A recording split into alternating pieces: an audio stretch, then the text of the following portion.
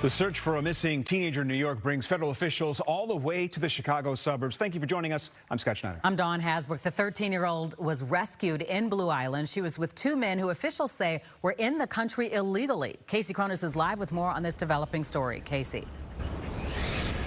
Hi, Dawn and Scott. Federal officials are sharing how that teen girl ended up more than 500 miles away from home. And tonight, the men involved are being held on immigration violations until the U.S. Attorney's Office files formal charges.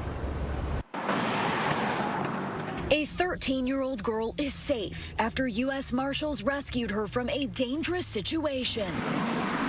She was reported missing by her family when she left home in Rochester, New York on September 11th and didn't return. Actually, there was 3 adult males that come to pick her up at the house when she steps out of her house, jumps in the car with them. And what we know at the moment is they drove about 10 hours to come pick her up. That made the trip back to Blue Island.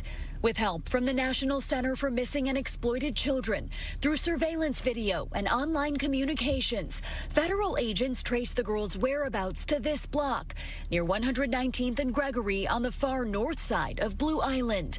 When U.S. Marshals tracked her down last Saturday, they found her in an apartment with 2 adult men, an 18-year-old and his 49-year-old father. ICE determined the men were in the U.S. illegally. U.S. Marshals Director Gadi Serralta says the teen girl had been communicating with that 18-year-old online. There was an 18-year-old that was either texting or some other online social media presence and was able to bring her out and convince her to go with him.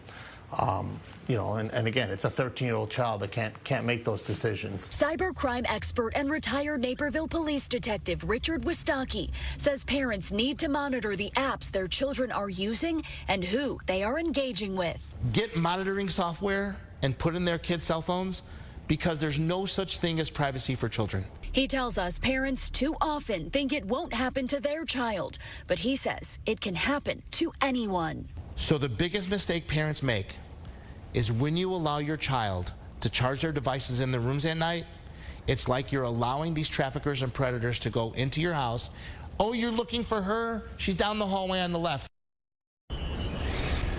U.S. Marshals are not yet revealing which social media app those men used to connect with that teen girl. And officials say, and this is disturbing, but another teen girl was also found in that apartment during their search. They are working to identify her. Reporting live near Dirksen Federal Building, Casey Cronus, Fox 32, Chicago.